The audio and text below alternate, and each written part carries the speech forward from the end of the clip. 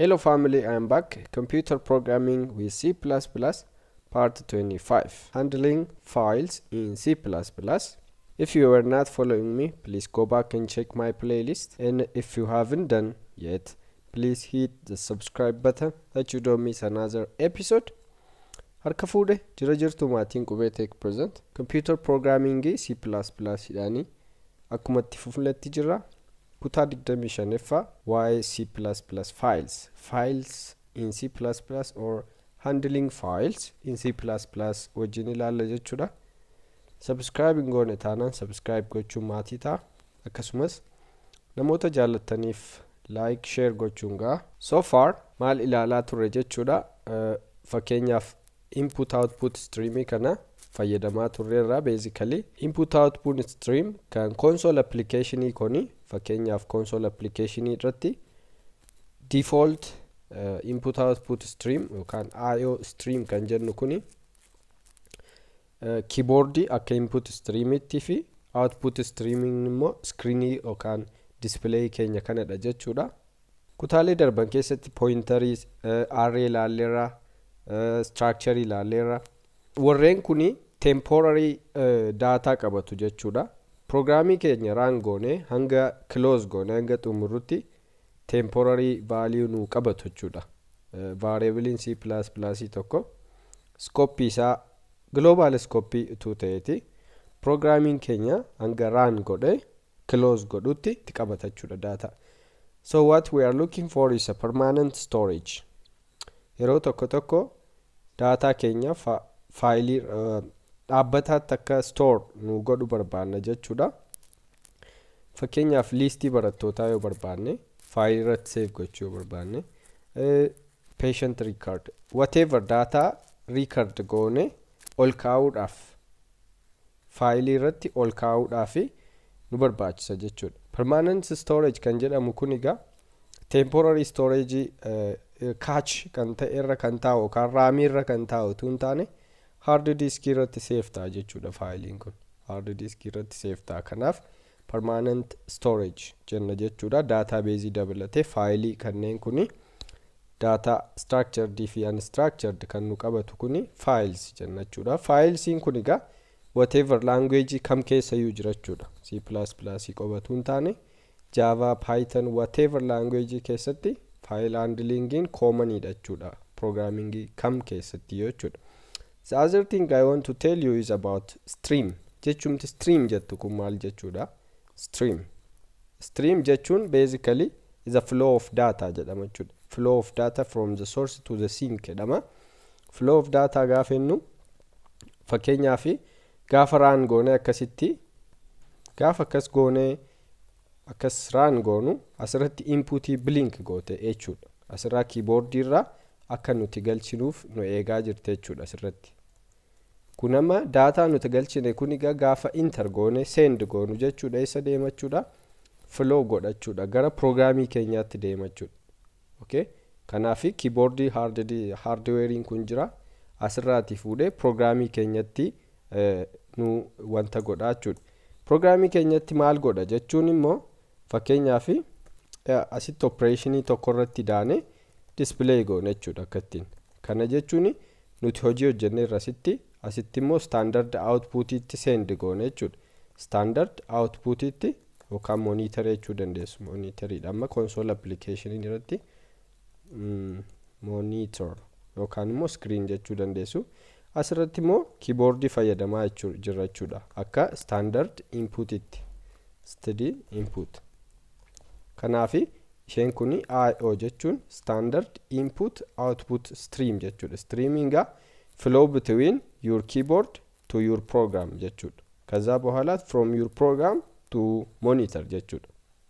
Kanaaf egaa permanent storage yoo barbaanne maal qabna jechuudha. Conceptii kanneenti jira C++ file keessatti fstream, ifstream fi ofstream jiru kana jechuudha. Warreen kun basically subclass jedhamu. Classiin maal akka ta'e gara fuulduraatti ni ilaalla. Warreen kuni fstreamin, ifstream fi ofstream of jalaa qabaata jechuudha. Kanagaa asirratti import gochuu qabna jechuudha. Akkuma warra kana include goone akkasiin amma faayilii fayyadamuu dandeenya jechuudha. Include goone akkatti fayyadamuu dandeenya jechuudha. Okay, of course conceptichi xiqqoo detailii waan taateefi bareechee salphisee isin agarsiisuun barbaada jechuudha. Conceptii lamatti jira. Innisi write to file fi read from file kana lama jira jechuudha conceptiin kun. Kurreen kuni subclassii kanneen fayyadamtanii akkasitti hojjechuu dandeessu jechuudha. Ofstreaming file irratti barreessuu fi ifstreaming immoo file irraa dubbisuudhaaf nu gargaara jechuudha. This is a basic concept. Ofstream fayyadamne file itti barreessina. Ofstream ni fayyadamne immoo file irraa dubbisne akka ta'e goone itti fayyadamna jechuudha. File create gochuudhaaf karaa lama create gochuu dandeessu. Yookaan fstream kana direct fayyadamu yookaan immoo explicitly ofstream file irratti barreessuudhaaf create gochuu jechuudha. Ofstream jenne akkasitti ofstream jenne maqaa faayilii kenninaaf jechuudha. Maqaa faayilii direct file name tun taane object jechuudha. Okay? Out yoo jenne akkatti kennineefi maal goona jechuudha akkatti create goone jira jechuudha. Asirratti maal goona quotation kenninaaf jechuudha akkasitiin. As keessa maalti gala file name jechuudha. File name. Fakkeenyaaf folderii kana keessatti hojjechaa jira. This is a folder. Asitti faayilii isin argaa jirtanii type cpp jedhamti. Faayilii ishee kuni type cpp c++ jechuudha. Main jedhamte jechuudha. Faayilii ani create gochuu barbaadu asitti fakkeenyaaf test yoo taate test file. Okay? Kuni objectiidha. Okay? Kun immoo classiidha jechuudha. Classii nuti irratti barreessuudhaaf faayilii irratti barreessuudhaaf kan nuti fayyadamnu. Kanaafi testiin kun maal barbaadda jechuudha. Asitti extension file barbaadda jechuudha. txt jechuun fakkeenyaaf simple text editor'idha. Ishee notepad irratti banamtu kanarratti kan banamtu kuni .txt file'idha jechuudha. Faayilii akka kana create yoo goone fakkeenyaaf .txt asitti salphaatti akkatti create gochuu dandeenya jechuudha. Amma kuni ofstream out maqaa out text test.txt jedhamte jechuudha. Okay? Kana kaafan compile godhee run godhu asitti maal argitu jechuudha. Oomaa output asirratti hin qabdanii. Okay? Faayiliin keenya create ta'uu dhiisuu isaa asitti immoo dhufne arguu dandeenya jechuudha. Refresh godhee asitti test kan jettu kan argitanii empty file testiin create taatee jirti jechuudha. Type ishee kun amma test.txt jedhamte jechuudha. Text file'idha. Kanaaf asitti extension file object amma gaa faayiliitti kanarratti barreessuudhaaf test faayilii kanarratti barreessuudhaaf maqaa kennitaniif kana fayyadamtu jechuudha. This is file object jechuudha. Isheen kuni maaliif nu fayyaddi? Kana fayyadamne manipulate goona jechuudha. Kanaaf faayiliitti manipulate goona.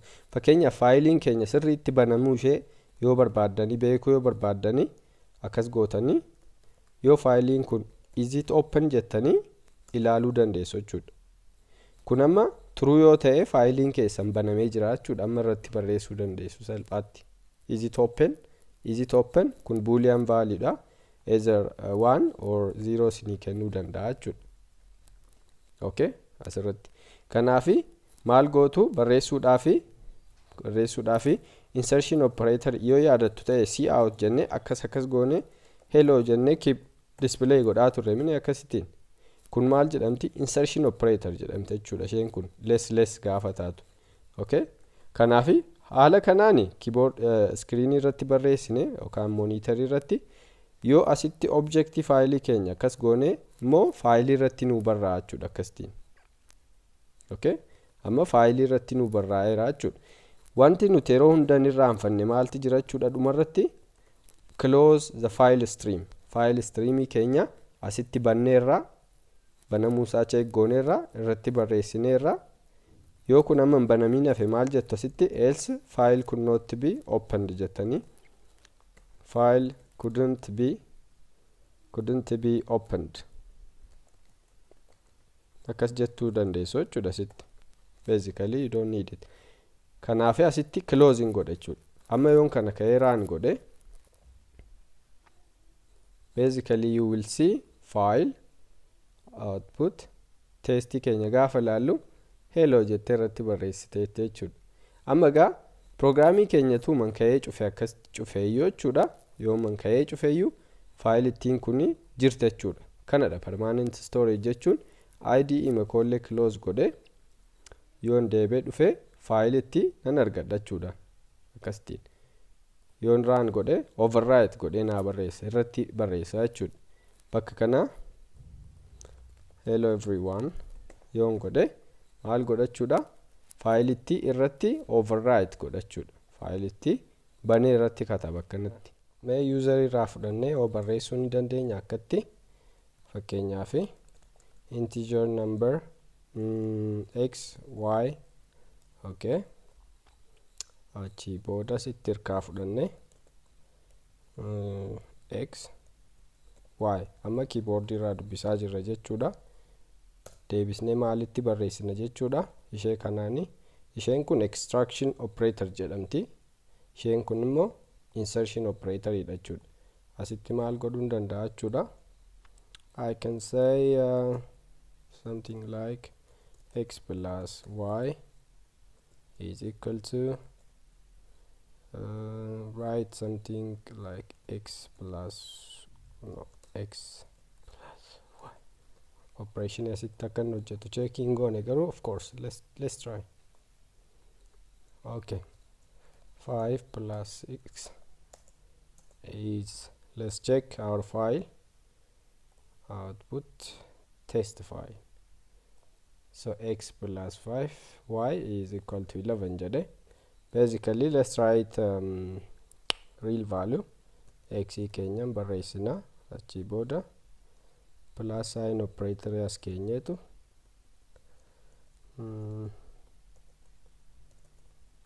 achi booda y keenya barreessine equal to kan jettu kanas barreessina. Simple. 5 and 6 it is going to have the value of 11 jedhachuudha. Kun amma faayilii irratti barreessuu dandeenya irraa jechuudha. Gaafa akkas godhu asitti output tokkoyyuu argachaa hin jiru. Close godha malee. Kanaaf read gochuun nu hafa jechuudha. Maal fayyadamna jechuudha? Ofstream for writing to file, ifstream for reading from file jennee irraa jechuudha. Akkasittiin dubbisuu dandeenya jechuudha. Amma immoo akkam goonee dubbisna jechuudha. Erga close goone kan output kana kan barreessu kan dubbisuu immoo banna jechuudha. Ifstream jennee read jenna maqaa ishee barbaanne. Asirratti wanti dogongoruu qabne maqaan faayilii nuti bannuuf deemnu wal fakkaachuu qaba akkasittiin jechuudha. Yoo shuurii ta'uu barbaaddanii ammas kana deebistanii conditionii keessa galchitanii check godhachuu barbaaddan jechuudha.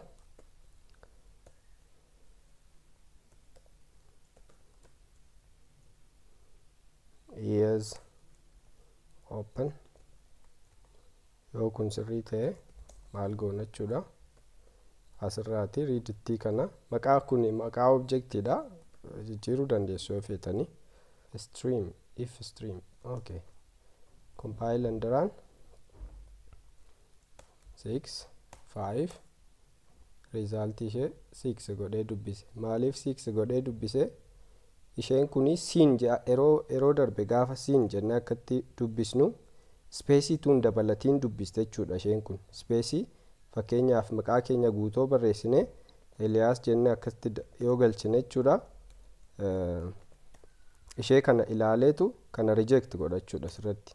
Okay, laayinii guutuu nu dubbisuu dhiisuu danda'a jechuudha. Kanaaf gaafa read goonu guutummaa isaa dubbisuu dandeenya jechuudha. Akkasittiin maal jennee dubbinna? Getline jennoo barbaanne akkasittiin. Streamii nuti irraa dubbisnu read streamii kanadha. Achi stringii nuti irra kaa'annu immoo ishee kanadha jechuudha. Kuni guutummaa laayinii sana faayilii irraatiin nu dubbisti. Kan nuti sila dubbisne 6 kana qofaadha. Space kana ignore godhe jechuudha. Kanaaf amma yoo sirriitti nu hojjete malee asitti calculation hojjete. Kun laayinii guutuu ishee dubbiste jechuudha. Laayinii faayilittii kanarra jiru asirraa kaastee dubbiste jechuudha. Nice. Okay, amma kun simple file read fi write dha. Kana beekne jechuun bakka waan almost waan hunda beekne jechuu ni dandeenya. Bakka waa'ee faayilii irratti barreessuuf irraa dubbisuu dandeenyaan kaan salphaadha jechuudha. Meetodoonni funkshiinoonni garaagaraa ni jiru. Fakkeenyaaf waan complex ta'e hojjechuu yoo barbaanne fakkeenyaaf structure ifaa object ifaa save gochuutu barbaanne maal gochuu dandeenya sitti struct fakkeenyaaf detail nama tokko person I can say int age string name jedheen akkatti kanatu save godhuu barbaade fakkeenyaaf maal gochuu danda'a jechuudha. Asitti let me say get data jedheetan it's a void get data see out enter name scene name see out enter age scene age erga akkas godheeti kan immoo int get age return age kun kan object tokko ta'u malti string name booda faayidaa kana get name return name kun amma structure ima keessatti barreessaa jira. Dheengadda waa'ee functionii structure keessatti fayyadamu isinitti agarsiiseen ture. Fakkeenyaaf asitti maal godhuu dandeenya jechuudha. We can just read this person p1 yookaan immoo person p haa ta'u akkatti p.get data akkasittiin achiin fudhanna data jechuudha. Erga fudhannee maal goona jechuudha. Siin goone faayilii irratti save godhanna jechuudha. Faayilii irratti save godhachuudhaaf faayilii kobaneera. Asitti maalan godha? Ishee kana keessaa isinii balleesseeti. I can say p.get age asitti umurii ishee naa barreessa. Spacing kenna. Oops. Achi immoo p.get name tuun jedhe kan objectitti kana laayinii haaraa irratti akkatti naa barreessa irratti jechuudha. Achi booda maal godha? Asitti string getline laayinii guutuu count see out akka kun dubbisachuudha bakka. Alright, let's compile and run. Enter name Elias. Okay. Enter age 29. Now here is a file content. Kuwaan baay'ee namatti toludha. Here. Ishee objectii kaanitu create gochuu barbaanne yoo sakamitti akka ta'e ishee kana p1 jenne. Let's make it a p1. P2 kan itti aanu immoo p2 asitti walumatti aansine p2.get data kun dubbisa itti aanu jechuudha. P2 kan ammas maal goona jechuudha as keessatti see out hin barreessina jechuudha. P2 kana jalatti barreessina jechuudha. Okay. Kun amma compile and run name Elias 29 lammi 38 maaliifi Elias jedhee ishee kana fidee kan itti aanuun dhiisa jechuudha. Garuu asirra kan jiru faayilii laayinii lamatu jira argitanii. Sababni kanaas getline waan hin jedheef asitti. Kanaafi kun akka waan hin taaneef hunda ishee akka inni nuu dubbisuuf maal gochuu qabna jechuudha. Kana while loop keessa galchinee akkasitti hanga dhuma laayinii sanaatti dubbisuu qabna jechuudha akkasitiin. Akkas goona isheen jalqabaa dubbifamtu ishee kanadha. Akkattiin isheen itti aantee dubbifamtu immoo ishee lammii jettudha jechuudha. Alright, kan akkatti taa'uu dandeessi. Perfect. Okay. Amma kana utuman ka'ee off godheeyyo daataa galchuu dhiiseetuun comment godhe amma galchu faayilii marra isa jiruun dubbisachuudha akkattiin. Faayilii irra ishee jirtu dubbisuudhaaf compile and run yoon godhe Elias lammii akkatti naa fida jechuudha laayinii lamaan ishee. Kun amma daataa complex ta'e save godhachuu dandeenyeerra jechuudha. This is nice, very nice actually. Okay. Kana fakkaata. Baay'ee dubbisuu yoo barbaaddan kan namoota fakkeenyaaf you don't know nama hedduu person jettanii fakkeenyaaf hanga nama 10tti yookaan nama 3 illee agoonu array keessatti yoo qabattan akkamitti dubbistu jechuudha. You can just get it akkattiin for int I equal to 0 I less than 3 I plus jettanii akkasittiin get person at I dot get data akkattiin erga faayilii irra godhattanii faayilii erga objectii keessan irra akkatti kaa'attanii sadan isheeyyuu asitti maal gootu jechuudha. Laayinii tokko qofaa fayyadamtanii luuppiidhaan dubbistu jechuudha. Luuppiidhaan maal gootanii barreessitu jechuudha.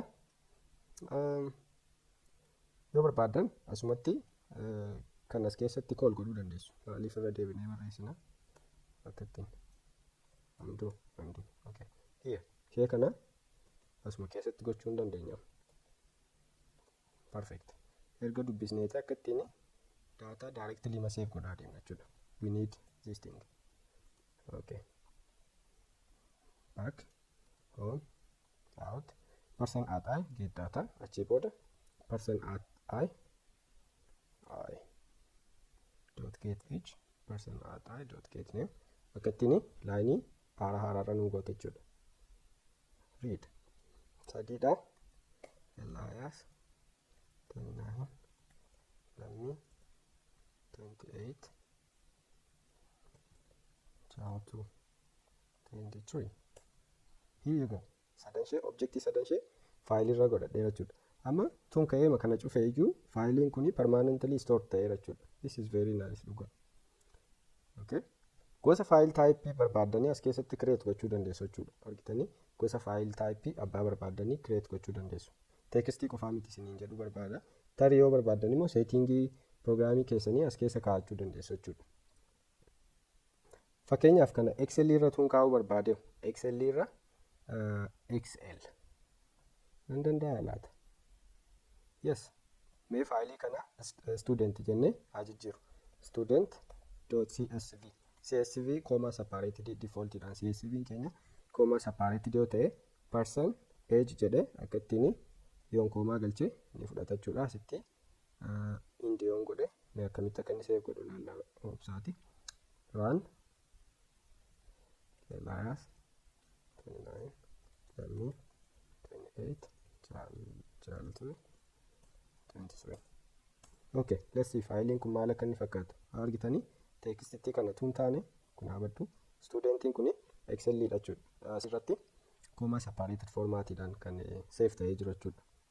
Argitanii row 1 row 2 kun baay'ee waan namatti toludha dhugaa. Okay, nice. So if you have a question you can ask me. Waan baay'ee jira waa'ee faayilii kana ilaalchise. Garuu gaaffii keessan irratti hundaa'uudhaan deebii hojjechuu wayyaa. Ammaa fi viidiyoon kana fakkaata. Waan daawwattaniif galatoomna.